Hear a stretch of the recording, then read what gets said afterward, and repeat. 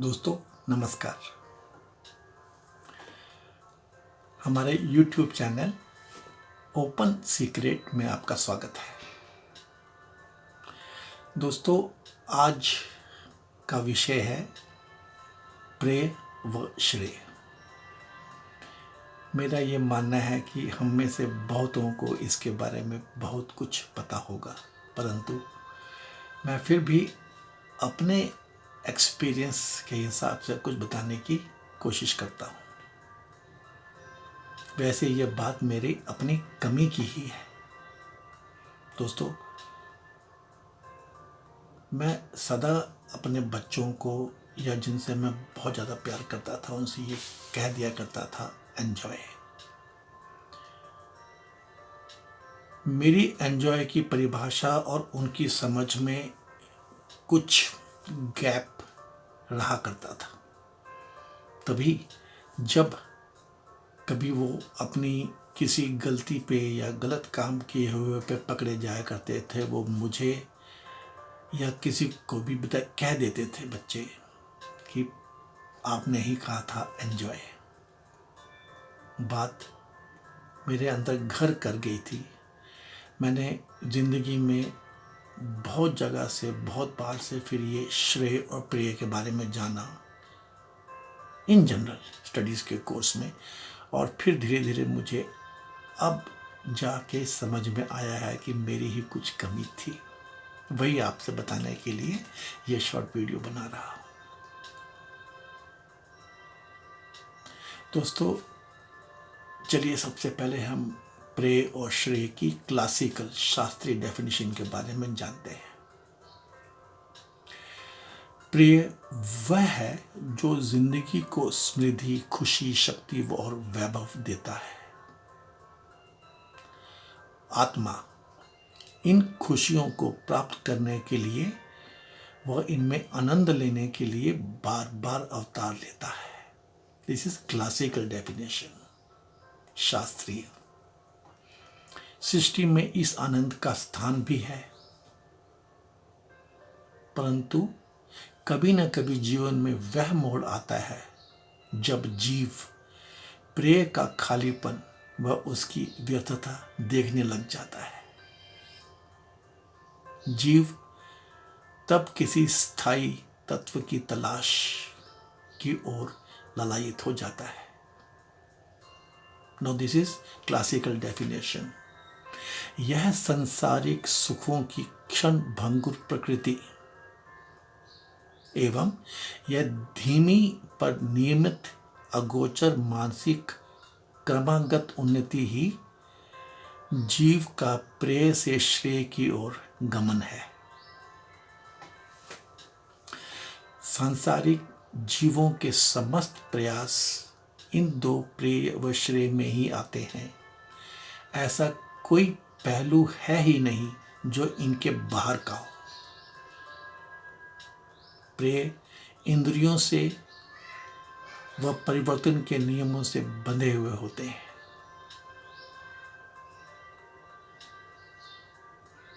प्रेयों को इंद्रियों की पहुंच व बुद्धि के आगे का कुछ भी विश्वास नहीं होता। इनमें श्रेय पाने के लक्षण देखे ही नहीं जाते।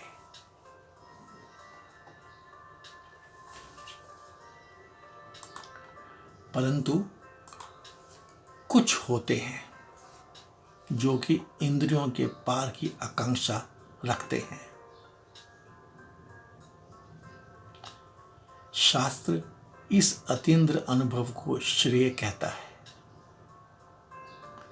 संपूर्ण नैतिक गुण, आत्म इनकार, सेल्फ डिनायल, शक्ति व उत्थान श्रेय से ही उत्पन्न होते हैं।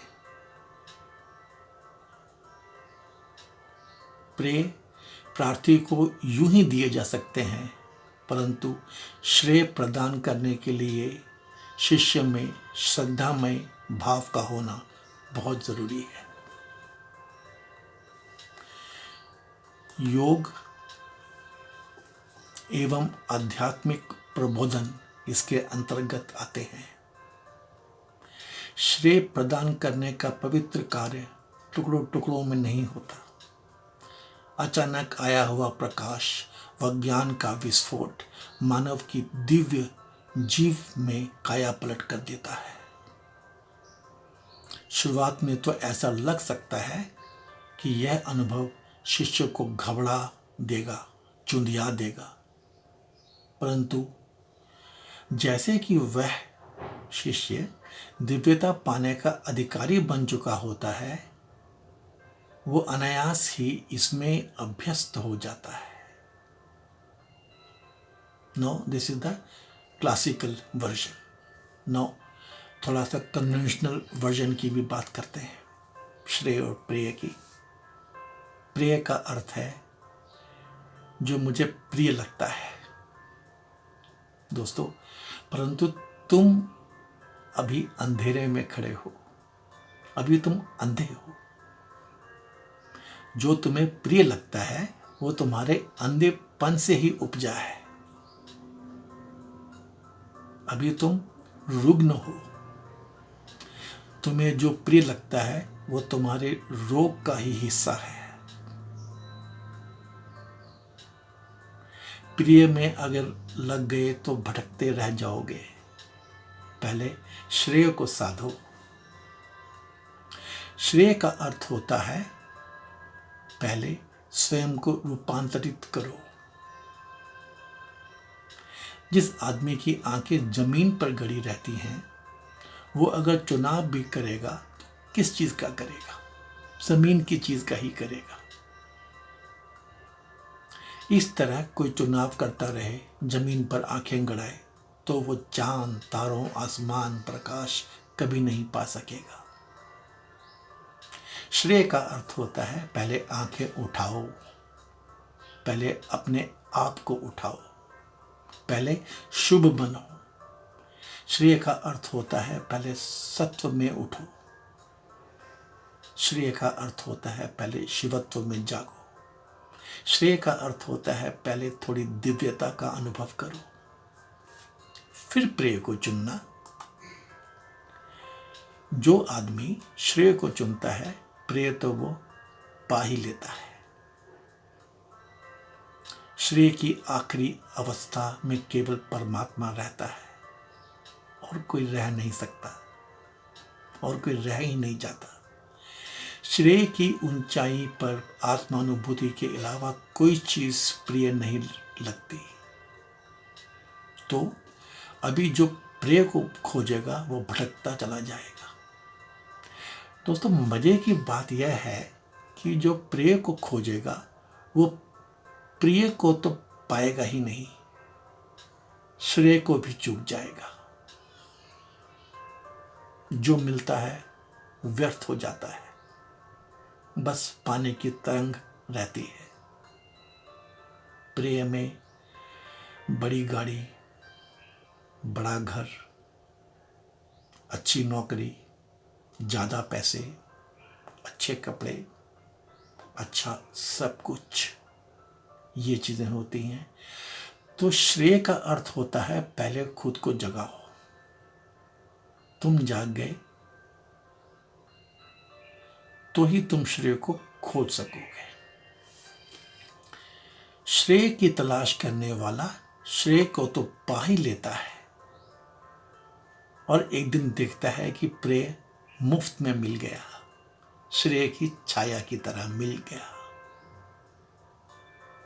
दोस्तों, ये हुई इसकी कन्वेंशनल डेफिनेशन, आजकल जो चलती है और चलनी चाहिए। अब समझ मुझे क्या आया इसमें से? विद्या, ज्ञान और विवेक कोई भोग नहीं है, ना कोई त्याग है। ये केवल इस बात का बोध है कि दूसरे से ना कुछ मिला है, ना मिल सकता है। सब कहते हैं पति अच्छा मिल गया होता तो, पत्नी ठीक मिल गई होती तो जाने क्या हो जाता, पुत्र अच्छा मिल गया होता तो। बहुत नाराज़गी है। नाराज़गी का यही मतलब है कि तुम्हें दूसरे से उम्मीद है। वस्तुतः तुम सत्य को देख ही नहीं पा रहे हो।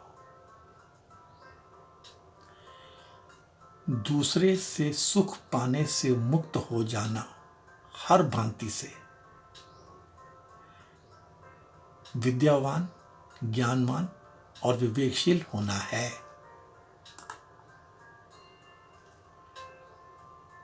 ये हुई समझ की बात। जो जमीन पर आंखें गड़ाए रखेगा तो तारों का क्या दोष, आसमान का क्या दोष।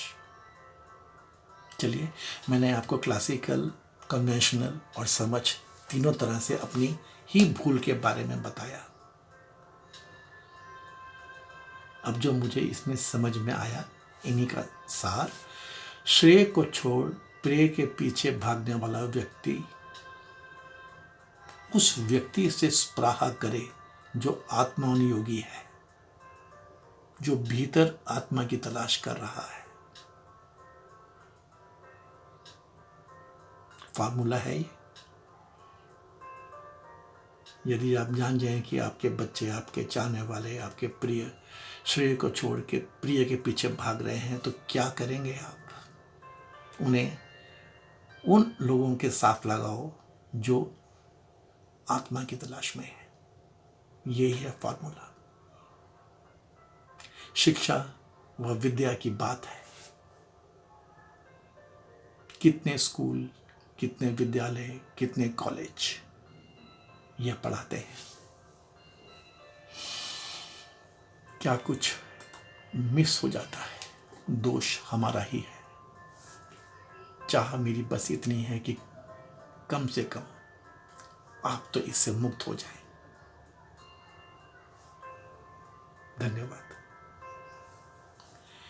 दोस्तों। यदि आपको इस शॉर्ट वीडियो का कंटेंट मीनिंगफुल लगा, अच्छा लगा, तो कृपया इसे लाइक कीजिए,